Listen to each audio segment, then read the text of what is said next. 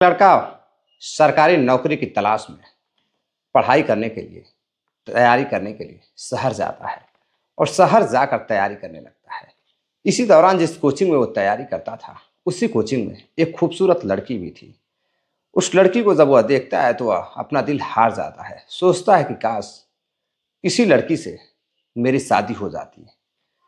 तभी उस लड़की से नज़दीकियाँ बढ़ाता है, बातचीत करता है, तो पता चलता है कि लड़की भी उसी के जाति बिरादरी की है। अब वो बेहद खुश होता है। अब उसे चाहने लगता है, बेहद प्यार करने लगता है। इतना प्यार करता है कि उसके फीस, खर्चे, जो भी ज़रूरतें होती हैं वो पूरे करने लगता है। एक दूसरे के साथ दोनों काफ़ी प्रेम से रहने लगते हैं और लड़की भी बेहद खूबसूरत होती है। वह भी उस लड़के को बेहद पसंद करने लगती है। इतना पसंद करने लगती है कि वो शादी के लिए तैयार हो जाती है। इधर जो लड़का होता है वो अपने परिवार वालों से बातचीत करता है, लड़की अपने परिवार वालों से बातचीत करती है। परिवार वाले पूछते हैं कि क्या लड़का अपनी जाति बिरादरी का है? लड़की कहती हाँ, वह भी यादव है और मैं भी यादव हूँ। अब दोनों की शादी तय कर दी जाती है और फिर एक डेट पर दोनों की मंजिल मिल जाती है, दोनों शादी कर लेते हैं। यानी कि जिसे वह लड़का चाहता था वह अब उसकी पत्नी बन जाती है। लेकिन साथियों, इसी दौरान कुछ दिनों के बाद ही लड़के को नौकरी मिल जाती है, वो भी सरकारी नौकरी। जैसे ही सरकारी नौकरी मिलती है वह एक प्राइमरी स्कूल में ज्वाइन करता है, प्राइमरी का अध्यापक बन जाता है। कुछ महीने गुजरते हैं और जैसे ही एक महिला से उसकी बातचीत होती है तभी एक कत्ल हो जाता है। और कत्ल इतना भयानक होता है कि जब इसकी गूंज मीडिया के माध्यम से लोगों तक पहुंचती है तो लोग सुनकर बहुत हैरान रहते हैं। लोगों को यकीन नहीं हो रहा था कि एक अध्यापक ऐसा भी कर सकता है। तो नमस्कार साथियों, मैं विशु राय हाजिर हूं जुल्म की दुनिया की एक और नई कहानी के साथ। साथियों, आज कहानी के माध्यम से एक शिक्षक और उसकी पत्नी की प्रेम कहानी और फिर प्रेम कहानी से आगे बढ़कर एक कत्ल जो इतना खतरनाक होता है, इतना भयानक होता है कि लोग जानना चाहते थे कि आखिर यह कत्ल हुआ क्यों, वजह क्या थी। अगर एक पति ने अपने पत्नी को मारा है इस बेरहमी से तो उसके पीछे की जो वजह थी, जो सवाल थे, वह लोग पूछ रहे थे। अब इसे जानना था कि आखिर पति ने अपनी पत्नी को क्यों मारा। अब जवाब ढूंढना था। तो साथियों, आइए कहानी के माध्यम से इस जवाब को ढूंढने की कोशिश करते हैं। साथियों, मैं बात कर रहा हूं उत्तर प्रदेश के फतेहपुर की। फतेहपुर में एक लड़का जिसका नाम दिलीप यादव रहता है। दिलीप यादव फतेहपुर से कुछ दूर पर उसका घर रहता है। साल 2016 में वह पढ़ाई करने के लिए अपने घर से शहर जाता है। शहर जाता है, घर से पैसे लेता है और फिर वह तैयारी करने लगता है सरकारी नौकरी की। वह अध्यापक बनना चाहता था। इसी दौरान वह तैयारी करने लगता है, पढ़ाई करने लगता है। लेकिन एक दिन उसकी मुलाकात एक लड़की से होती है जिसका नाम रहता है शालिनी यादव। जब वो शालिनी यादव को देखता है तो उससे प्यार कर बैठता है। उसे पहले ही नज़र में अपना दिल हार देता है। अब उसे चाहने लगता है, पसंद करने लगता है। उसकी मीठी मीठी बातों को अब वो अपने दिल में बसाने लगता है। धीरे धीरे बातचीत आगे बढ़ती है। वह शालिनी से कोई ना कोई बहाना ढूंढकर बात किया करता था। बातचीत आगे बढ़ती है। शालिनी भी दिलीप से बात करने लगती है। एक दिन शालिनी को पता चलता है कि जो दिलीप है वह भी उसके ही जाति बिरादरी का है। दोनों एक ही जाति बिरादरी के हैं। तो अब दोनों की जो उम्र थी वो हम उम्र थी। अब दोनों एक दूसरे को पसंद करने लगते हैं, बातचीत करने लगते हैं और फिर एक दिन फ़ोन नंबर आदान प्रदान होता है। दोनों महीनों तक एक दूसरे से फ़ोन पर बातें करते, सरकारी नौकरी की तैयारी करते, एक ही कोचिंग में पढ़ते। कुछ दिन और गुजरता है। दोनों इस कदर एक दूसरे को चाहने लगते हैं कि शालिनी कहती है कि दिलीप, मैं तुमसे दूर नहीं रह सकती हूँ, मैं तुम्हें बेहद प्यार करती हूँ, चाहे जो भी हो जाए मैं तुमसे शादी करके रहूँगी। अब इधर जो शालिनी के पिताजी रहते हैं वो पूर्व ग्राम प्रधान रहते हैं और काफ़ी रसूखदार इंसान रहते हैं, काफ़ी उनका नाम रहता है। लड़की तैयार हो जाती है। लड़का कहता है कि शायद मेरे घर वाले तैयार ना हो। लड़की कहती है, देखिए, सबसे बड़ी समस्या है लड़की को अपने पिता को मनाना, और अगर मैं मना सकती हूँ तो तुम भी अपने घर वालों को मना सकते हो। इधर लड़का अपने घर वालों से बातचीत करता है, लड़की अपने घर वालों से बातचीत करती है। लेकिन लड़के के जो घर वाले रहते हैं, दिलीप के घर वाले, वो थोड़ा पहले नाराज होते हैं। वो अपनी मनपसंद की लड़की से शादी करना चाहते थे, लेकिन लड़की और लड़के एक दूसरे को पसंद करते थे, तो दोनों ही शादी को तैयार थे, चाहे घर वाले माने या ना माने। अब मजबूरन घर वालों को शादी करनी पड़ती है। इधर दोनों साल 2017 दिसंबर में धूमधाम से अपनी शादी करते हैं और शादी करने के बाद दोनों काफ़ी खुश थे। कुछ दिनों तक गांव पर रहते हैं, लेकिन कुछ साल बाद यानी कि साल 2019 में शालिनी एक लड़के को जन्म देती है, एक बेहद ही प्यारा सा बच्चा जो दोनों की जिंदगी के बीच में प्यार की निशानी बनकर आता है। अब उस बच्चे में दोनों खुश थे, बेहद खुश थे। इसी दौरान अब उत्तर प्रदेश सरकार की वैकेंसी आती है। वैकेंसी आती है और वैकेंसी में दोनों तैयारी कर रहे थे, लेकिन जो लड़का रहता है दिलीप कुमार, वो पढ़ने में बेहद तेज तर्रार रहता है, लड़की भी तेज तर्रार रहती है। लेकिन जब रिजल्ट आता है तो अब एक माँ को अपना बेटा भी संभालना था, साथ में पढ़ाई भी करनी थी। लेकिन दुर्भाग्यवश जो लड़की होती है उसका सिलेक्शन नहीं होता है, शालिनी यादव का सिलेक्शन नहीं होता है। और जो उसका प्रेमी यानी कि उसका जो पति होता है दिलीप यादव, उसका सिलेक्शन हो जाता है, सरकारी नौकरी मिल जाती है उसे, वो प्राइमरी विद्यालय में शिक्षक हो जाता है। शिक्षक बनने के बाद अब घर में धूम धड़ाका रहता है। इधर दिलीप के परिवार वालों को थोड़ा सा अफसोस जरूर रहता है कि काश नौकरी के बाद अगर मेरा बेटा शादी किया होता तो आज दान दहेज काफ़ी अच्छा मिला होता। दिलीप की उम्र 27 साल रहती है। अब इधर जो पत्नी रहती है वो बेहद खुश रहती है, क्योंकि प्रेम विवाह के बाद अगर नौकरी मिल जाती है तो जिंदगी बिल्कुल जन्नत नजर आती है। और किसी की शादी और या परिवार की बात हो, कहते हैं कि बिना अर्न के, बिना पैसे के जिंदगी नहीं चलती है। पैसा है तो रिश्तों में खुशियां भी है। अब जो खुशियां थोड़ी बहुत दबी हुई थी वो खुशियां मिल जाती हैं, दोनों बेहद खुश रहते हैं। आस पड़ोस में मिठाइयाँ बांटते हैं, नौकरी की पार्टी देते हैं। इधर समय बीतता है। अब लड़का जो दिलीप यादव रहता है, एक जगह लगती है अलीपुर। अलीपुर में उसकी पोस्टिंग होती है एक सरकारी स्कूल में। अब वहाँ जाकर वह पढ़ाने लगता है, लेकिन घर से काफ़ी दूर। अब इसलिए अपनी पत्नी को लेकर, अपने बच्चे को लेकर अब वहाँ से फतेहपुर आ जाता है। फतेहपुर आता है और फतेहपुर में एक जगह लगती है सदर कोतवाली के पास, एक चौराहा लगता है शादीपुर चौराहा। शादीपुर चौराहे के पास एक कॉलोनी, नसीर पीर कॉलोनी, उसी मोहल्ले में आकर एक किराए का कमरा लेता है।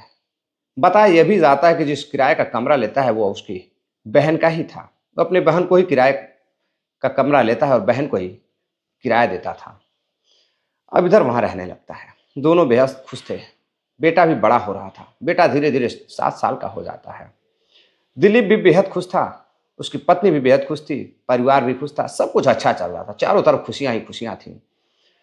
अब दिलीप आए दिन सुबह टिफिन लेता है और उसके बाद अपने कॉलेज स्कूल में पढ़ाने के लिए चला जाता है। एक दिन जब वो लौट कर आता है तो उसकी पत्नी कहती है कि दिलीप, सब तुम स्कूल चले जाते हो, बेटा भी पढ़ने के लिए चला जाता है, तो मैं फ्री रहती हूँ और मुझे समझ में नहीं आता है मैं क्या करूँ। मैं बेरोज़गार घर पर नहीं बैठना चाहती, मुझे अच्छा नहीं लगता है लोग मुझे बेरोज़गार कहें, ये अच्छा नहीं लगता है। और खुद अपने आप में मैं गिल्टी फील करती हूँ कि मैं कुछ क्यों नहीं कर रही हूँ, मैं इतनी पढ़ी लिखी हूँ। अब दिलीप कहता है ठीक है, अगर तुम चाहो तो किसी स्कूल में पढ़ाने के लिए ट्राई कर सकती हो। अब उसकी पत्नी कहती है कि चलो अच्छी बात है, पति मान गया। पहले तो दिलीप कहता है कि मैं खुद पैसे इतने कमा रहा हूँ, तुम्हें पढ़ाने की क्या ज़रूरत है। लेकिन लड़की जिंदगी भर संघर्ष की थी, पढ़ाई की थी, और एक पढ़ने वाला छात्र कभी नहीं चाहेगा कि वो बेरोजगार बैठा रहे और अपना जीवन भर जो भी पढ़ाई की है उसे व्यर्थ जाने दे। अब शालिनी यादव पास में एक ट्रू मिशन स्कूल रहता है, निजी स्कूल, उसी में जाकर पढ़ाने लगती है। अब वो अभी फील करने लगती है कि वो भी एक अध्यापिका है, वो भी कुछ पैसे कमाती है, अपने पैसे अपने बच्चों के ऊपर, अपने पति के ऊपर घूमने फिरने में खर्च करती थी। उधर पति पैसे इकट्ठा करता था, उसे खुद का एक फ्लैट लेना था। इधर शालिनी बेहद खुश थी कि बहुत जल्द हम पैसे इकट्ठा करके एक फ्लैट लेंगे। दिलीप भी पैसे इकट्ठा कर रहा था। लेकिन इसी बीच दिलीप की मुलाकात एक लड़की से होती है और वह उस लड़की से बातचीत करने लगता है। एक दिन जब वह घर जाता है, बातचीत कर रहा था फोन पे, तो उसकी पत्नी सोचती है आखिर दिलीप किससे बात कर रहा है। जब वो पूछती है तो दिलीप कहता है कि देखो, तुम खामोखा मुझ पर शक कर रही हो, मैं बस अपने दोस्तों से बात कर रहा हूँ। लेकिन कहते हैं कि चोर कितना भी शातिर क्यों ना एक दिन पकड़ा ही जाता है, और पत्नी से कोई बात छुप नहीं सकती है, क्योंकि पत्नी भी एक शिक्षिका ही थी, वो भी पढ़ी लिखी थी। 3-4 बार ऐसा होता है तो पत्नी को शक हो जाता है। पत्नी पता लगाती है तो पता चलता है कि वह किसी लड़की से बातचीत करता है। अब जब दूसरे लड़की से वह बातचीत करने लगता है, खुद एक शिक्षक था, बातचीत करने लगता है, तो अब परिवार में दूरियां बढ़ने लगती है। वो अपने पत्नी से दूरियां बढ़ाने लगता है और प्रेमिका से नजदीकियां बढ़ाने लगता है। इस बात का जब खुलासा हो जाता है कि किसी लड़की से बात करता है, तो शालिनी पहले अपने दिलीप पति को समझाती है। दिलीप यादव से कहती है, देखो ये सब सही नहीं है, तुम शादीशुदा हो, कुछ तो शर्म करो, तुम्हारी खुद की पत्नी है, आखिर ऐसी क्या कमी है, क्या ऐसी चीज है जो मैं तुम्हें नहीं दे पाती हूँ। पैसे हैं, सब कुछ है, तुम्हारे पास बीबी भी है, लेकिन तुम्हें ऐसी कौन सी कमी है, मेरे अंदर कौन सी कमी दिखाई देती है कि तुम किसी और के पास जा रहे हो। अब इसी बात को लेकर कुछ और भी बातें, पारिवारिक बातें लेकर दिलीप और शालिनी के बीच अब मतभेद होने लगते हैं। आए दिन अब झगड़े होने लगते हैं। एक दिन शालिनी गुस्सा होती है और अपने बेटे को लेकर, पास में ही उसका ननिहाल रहता है कुछ दूरी पर, वहां जाती है और जाने के बाद अपनी माँ को बताती है कि माँ, दिलीप आजकल बदल गया है, तो बदला बदला सा नजर आ रहा है, वो किसी से बात करता है, उसका किसी के साथ अवैध संबंध है, और मैं नहीं जानती कि वो लड़की कौन है, लेकिन वो किसी से बात करता है और मुझसे रूठ रूठ कर बात करता है, और जब मैं पूछती हूँ तो मेरे साथ झगड़ा करता है, मारपीट करता है। अब वह पहले जैसा नहीं रहा, मुझे समझ में नहीं आ रहा है कि मैं क्या करूँ। मैंने उससे प्यार करके सबसे बड़ी जीवन की भूल कर दी, मैंने शादी करके अब उससे बहुत बड़ी भूल कर दी। अब इधर परिवार वाले दिलीप को समझाने की कोशिश करते हैं, अपनी बेटी को समझाने की कोशिश करते हैं, फिर से दोनों रास्ते पर आते हैं, फिर से सब कुछ सही चलने लगता है। लेकिन फिर उसी बात को लेकर दिलीप सुधरने का नाम नहीं ले रहा था, बार बार लड़की से फोन पर बातें करता था, और इधर शालिनी से समझाने की कोशिश करती थी। अब आपसी मतभेद इतना बढ़ जाता है कि जो शालिनी रहती है वो देखती है कि बच्चा एक घर में है 7 साल का, उसके ऊपर क्या असर पड़ेगा। वो बार बार बेटे को ननिहाल भेज दिया करती थी, बेटे को फिर से ननिहाल भेज देती है, बेटा ननिहाल चला जाता है।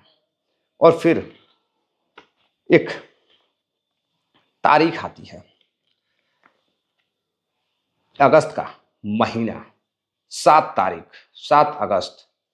7 अगस्त को सुबह 5:30 बजे दिलीप टहलने के लिए निकलता है। 5:30 बजे टहलने के लिए निकलता है। टहल कर घंटों बाद 6:30 बजे वह अपने कमरे पर पहुंचता है, तो देखता है कि जो उसकी पत्नी है वह खून से लथपथ है, और वह एक टब में जिसमें पानी भरा हुआ था उसमें गिरी हुई है। अब वो आसपास के लोगों को बुला कर लाता है, ससुराल वालों को फोन करता है, ससुराल वालों को फोन करता है कि आपकी बेटी टब में खून से लथपथ है, शायद सीढ़ियों से गिर गई थी और टब में पड़ी हुई है। लेकिन जब ससुराल वाले पहुंचते हैं तो वह फर्श पर पड़ी हुई थी, और उसके चेहरे पर और उसके सिर पर काफी गंभीर चोट के निशान थे। अब इधर परिवार वालों को शक होता है। माँ फौरन ही अपने पति से कहती है, शालिनी की माँ, कि पुलिस बुलाओ। पुलिस बुलाया जाता है, पुलिस आती है, आसपास के लोग जुटते हैं, और जब पुलिस आके बॉडी को चेक करती है, जांच पड़ताल करती है, फॉरेंसिक टीम आती है, तो पता चलता है कि एक काफी धारेदार हथियार, चॉपर से, यूं कहें कि एक बड़ा सा गणासे जैसे से उसके सर पर जोरदार वार किया गया था। अब पुलिस उससे पूछती है कि दिलीप, तुम कहाँ थे, तुम्हें कब पता चला कि तुम्हारी पत्नी की यह हालत हुई है। वो कहता है, साहब मैं 5:30 बजे टहलने के लिए जाता हूँ, उस दिन भी गया था, और जब मैं आया तो 6:30 बजे मेरी पत्नी टब में गिरी हुई मिली और खून से लथपथ थी। अब इधर माँ कहती है, साहब ये झूठ बोल रहा है, यह दरिंदा, यह हत्यारा झूठ बोल रहा है, इसीलिए मेरी बेटी को मारा है, क्योंकि यह मुझसे फोन पर कहा था कि बेटी फर्श पर गिरी थी, सीढ़ियों से गिर चुकी है, और आपसे कुछ और बताया जा रहा है। पुलिस बॉडी को पलटती है, सर की तरफ देखती है तो गंभीर चोट लगी हुई थी। पुलिस पूछती आखिर ये कैसे हुआ? कहता साहब यह लग रहा है सीढ़ियों से गिर गई है, इसको गंभीर चोटें आई हैं। लेकिन उधर उसके सिर पर गंभीर चोट के निशान थे। माँ कहती है साहब कुछ भी हो जाए, यह दरिंदा किसी और लड़की से बातें करता है, बार बार मेरी लड़की से झगड़ा करता था, इसी ने मेरी बेटी की हत्या की है। अब पुलिस पूछताछ करती है और पूछताछ करने के बाद उसे गिरफ्तार करती है पत्नी के कत्ल के जुर्म में और जेल भेज देती है। लेकिन साथियों एक सवाल कि क्या कहीं ऐसा तो नहीं कि किसी और वजह से किसी और ने हत्या की हो और वाकई में दिलीप यादव दोषी ना हो सकता है झगड़े आपस में पति पत्नी के बीच होते रहते हैं, कहीं ऐसा तो नहीं कहीं तीसरे ने मारा हो। फिलहाल साथियों पुलिस जांच पड़ताल कर रही है, जानने की पूरी कोशिश कर रही है कि कहीं ऐसा तो नहीं कि तीसरे का हाथ हो। लेकिन अभी तक जितने साक्ष्य जितने सबूत मिले हैं उससे यह साफ साफ पता चलता है कि दिलीप यादव ने ही अपनी पत्नी को अवैध संबंधों के में, पत्नी साथ नहीं देती थी इसलिए पत्नी को अपने से दूर कर दिया। एक लड़की और एक लड़के के बीच में एक पत्नी दरार बनकर आ रही थी, इसलिए उसने अपने पत्नी के चॉपर से हत्या करके टब में डाल दिया और एक साजिश रची ताकि वह पकड़ा ना जाए। साथियों ये थी कहानी। एक शिक्षक किस तरह से कातिल बनता है, जो बच्चों को पढ़ाने की कोशिश करता है, अच्छी अच्छी शिक्षा देता है, संस्कार सभ्यता सिखाता है, वह शिक्षक खुद एक प्रेम जाल में फंसकर, एक लड़की की चाल में फंसकर, पत्नी के होते हुए, शादीशुदा होते हुए खुद कातिल बन बैठता है। अपने परिवार को तो बर्बाद किया ही, अपने बेटे को बर्बाद किया, साथ में अपने पत्नी की जान भी ले ली और फिर एक नहीं बल्कि 3-3, 4-4 परिवारों को बर्बाद कर दिया। साथियों ये थी पूरी कहानी। इस घटना को सुनाने का उद्देश्य आपको जागरूक करना है, किसी को हैरान करना या परेशान करना नहीं है। चैनल पर नया आए हैं तो चैनल को सब्सक्राइब करिए, वीडियो को लाइक करिए, शेयर करिए, अपना प्यार दीजिए, अपना सपोर्ट दीजिए और अपना कमेंट करके बताइए किस घटना में आपको क्या समझ में आ रहा है, क्या कातिल कोई और भी हो सकता है। फिलहाल पुलिस जांच पड़ताल कर रही है कि शायद आगे कुछ और भी सबूत मिल जाए। फिलहाल अपना कमेंट कर अपनी राय जरूर दीजिएगा। मिलते हैं एक और नई कहानी के लिए, तब तक के लिए जय हिंद।